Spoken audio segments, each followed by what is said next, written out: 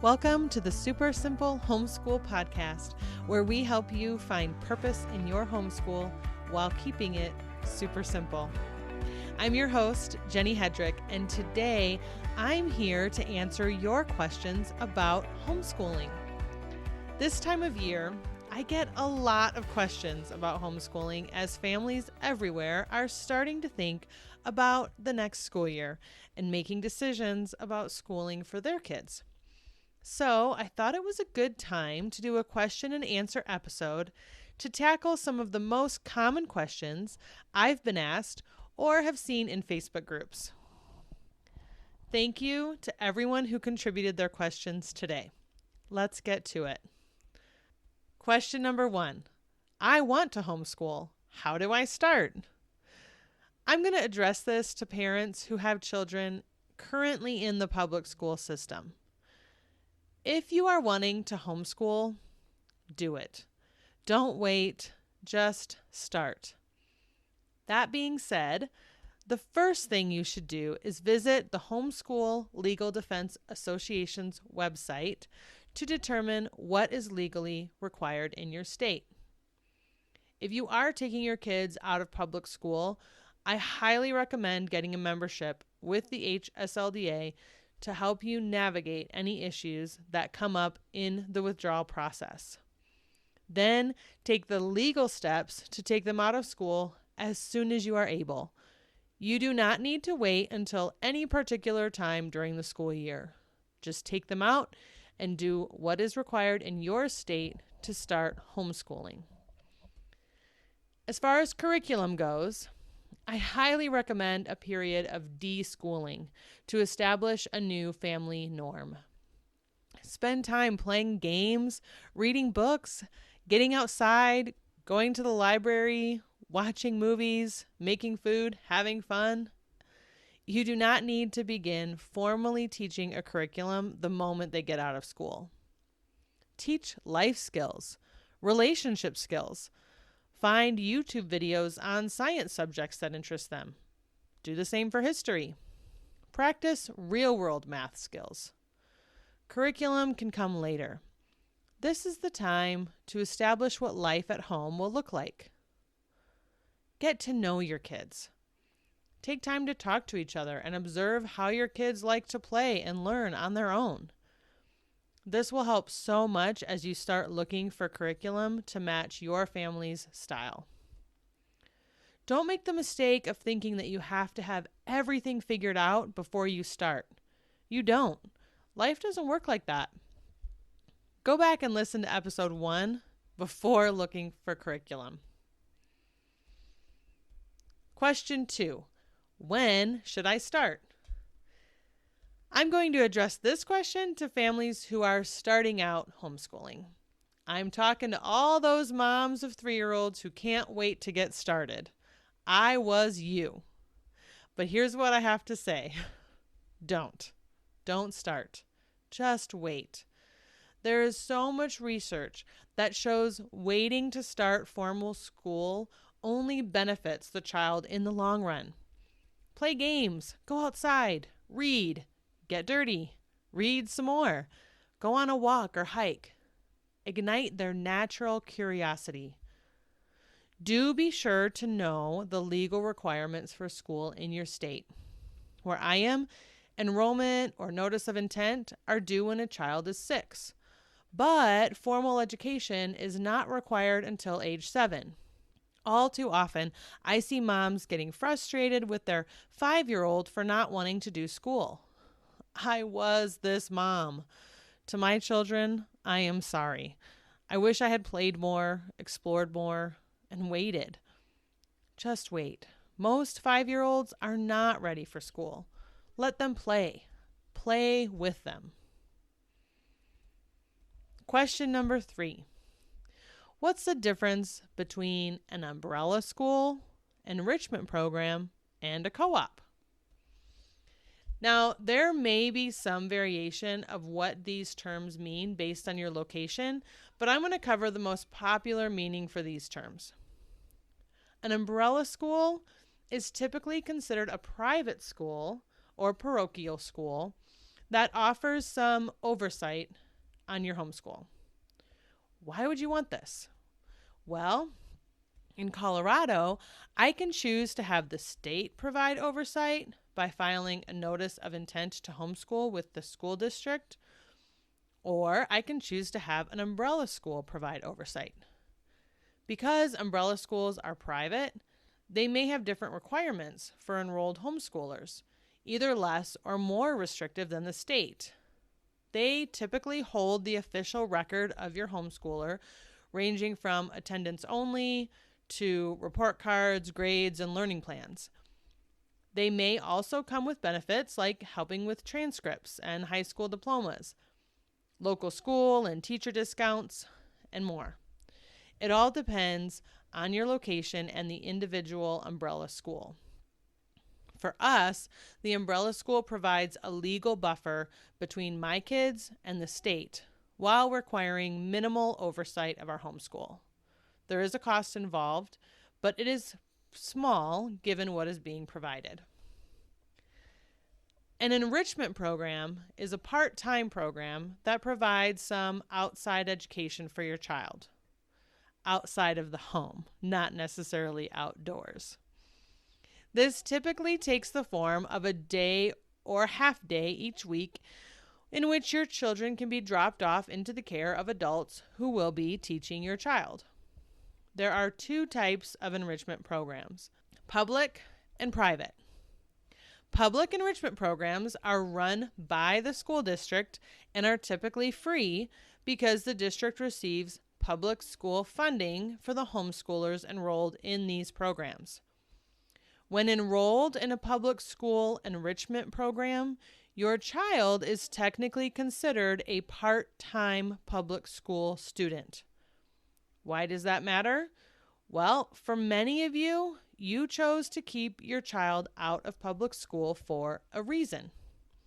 These programs keep them tied to the school district, which could conflict with your family values or reasons for homeschooling in the first place. Then there are private enrichment programs. These programs are not typically licensed or governed, but are there to provide support to the homeschool family. They offer part-time classes for a fee. Typically, these are run by a group of homeschooling advocates and paid teachers who may be parents or other qualified adults. These are not associated in any way with the public school system. Co-ops also fall into this category, but are different in that they usually require that the parent be present or participate in the teaching of the students. Co-ops typically cost less than private enrichment programs for this reason. Umbrella schools and enrichment programs are most often optional for homeschoolers, but can provide many benefits. A little bit of research on Google and Facebook is all that you need to find out what is available in your area. Next question. Can I still homeschool if I have to work full time? I'm going to give an honest answer here. Maybe.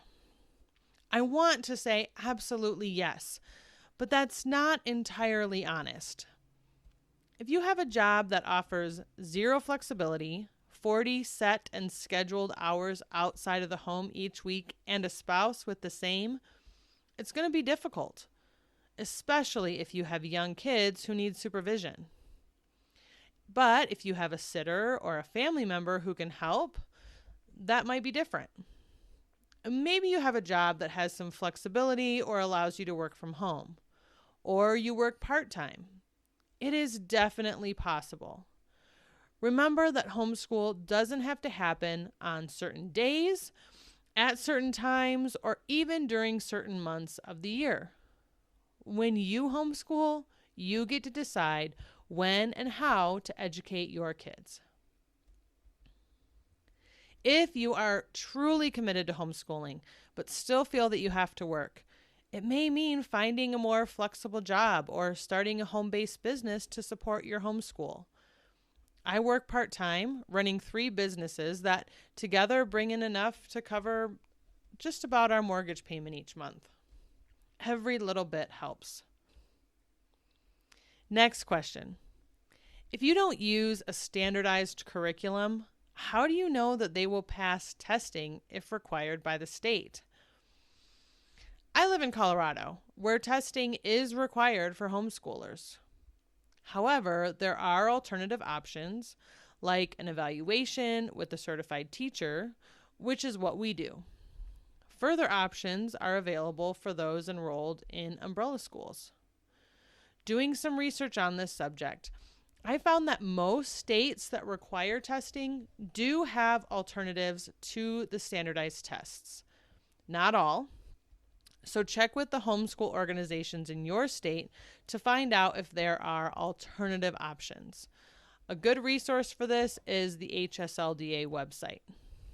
Personally, I do not wish to teach my children to learn what is needed to pass a test. I would pursue any other option to avoid standardized testing for my kids. But if it is unavoidable, then you're going to want to choose an approved test early in the year and be sure that the learning activities you are doing will help them to pass that test.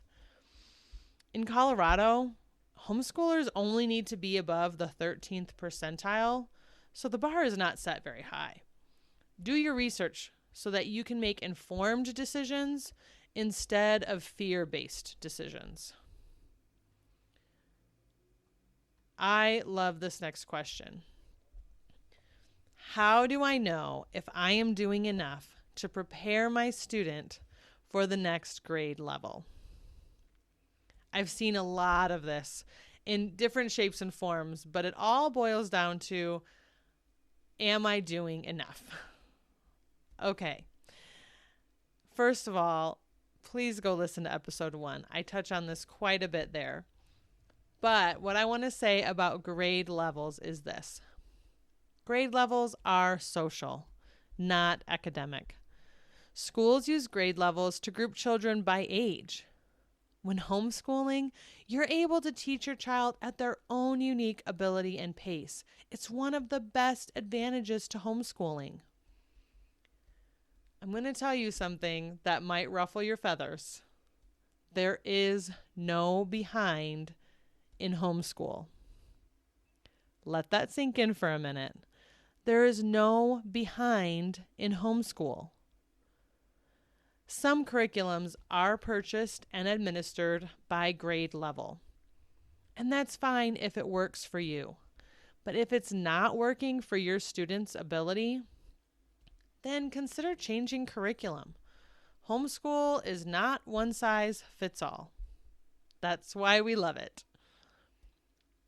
Here's another how do I know if I'm doing enough question. How do I know if I'm doing enough to prepare my student for high school, college, trade school, or a career? First of all, take a breath.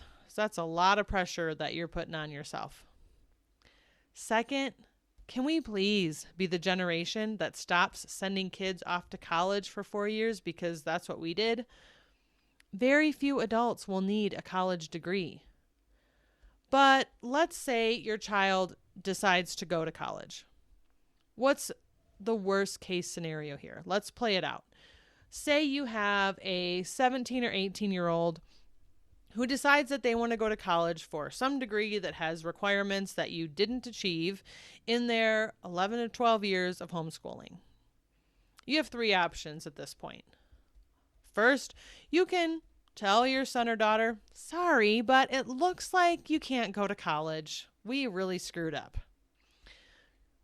Or you could teach them the class or classes at home for an extra semester or 2 so you can put it on their transcript. Or 3, send them to community college to finish up the classes they need to get into the college program they want to attend. It's not the end of the world. If you do want to send your child to trade school, perfect. Please do. We need a ton more people in the trades and a ton less people with loads of student debt. Their high school diploma and transcript issued by you, their teacher and school administrator, will be enough for them to start trade school. Don't agree? Have them get their GED. That's enough too. The bottom line is, you are preparing your kids in ways that you don't even realize you are doing just by investing in their education. Again, go back and listen to episode 1 if you still are worried that you're not doing enough. Speaking of high school, how do you homeschool high school, knowing that they're going to need grades and a transcript? I don't have a lot to say on this yet because I haven't had to do it. So I will say I did find a bunch of helpful information on the HSLDA website. They even have a transcript service that you can purchase to help you put together transcripts for your high schoolers' work. I'll post that link in the show notes. This is another really popular question. How do I homeschool multiple kids, especially if one needs extra attention due to attention issues or learning difficulties? First, take a breath. When I realized that my kids were dyslexic, all 3 of them, I had to put on my big girl panties because I recognized that they are likely going to continue to need some level of assistance from me for a long time. That's okay. It's already gotten a lot easier. But one thing that has worked well for us has been to do what we call stations. This is like a 15-minute rotation where the kids rotate through independent work and working with me one-on-one on a subject, typically reading or math. The independent work includes typing and piano practice for the older kids and coloring or listening to an audiobook for the younger. For all the other subjects, we work together. Science, Bible, history, all the content-based subjects are done as a family. We forego workbooks and worksheets and use notebooking instead to streamline things and allow each child to work at their own ability level. For more on notebooking, stay tuned for episode 3 in 2 weeks. One more question for today. My child is very social and missed his friends in public school when we homeschooled him for a semester. How do we overcome this if we choose to homeschool him again? There have been seasons in our homeschool that we have been homebodies, in part because of my own social anxiety and tendency to get reclusive. But I have found so much joy in finding our homeschool community, our people. This is no simple task, and it definitely requires some reaching out and getting out of my comfort zone as a mom. We enroll our kids in a private enrichment program one afternoon a week. When we started, I didn't know any of the other moms, and COVID practices made it difficult to mingle at pickup. However, eventually I decided to reach out to parents of the kids I was hearing about and schedule play dates. I'm so glad I took that leap, even though I didn't know these people. It was through these play dates that my kids' friendships blossomed, and I found the people who are now my closest friends. Building a community can be hard, and it takes time and effort. For kids leaving public schools, it may mean making an effort to get together with the friends from their school, while also getting them involved in new activities and programs to make new friends as well. Remember, homeschool is a journey, and we are raising lifelong learners. When things are hard and you are struggling, know that you are not alone. We all struggle and we all worry that we are screwing it up. But in those days and at those times, it can be so helpful to remember the purpose of your homeschool. Why did you decide to live this way? The answer usually isn't to raise academic geniuses or to do things the same way as everyone else. When you remember your purpose, your mission, you can remember that everything else is secondary. I hope that this episode answered some of your questions about homeschooling. If it did, please consider sharing with a friend. If you have further questions about homeschooling that you would like me to address in a future episode, please email them to me at info@supersimplehomeschool.net. Don't forget to subscribe or follow so that you never miss a future episode.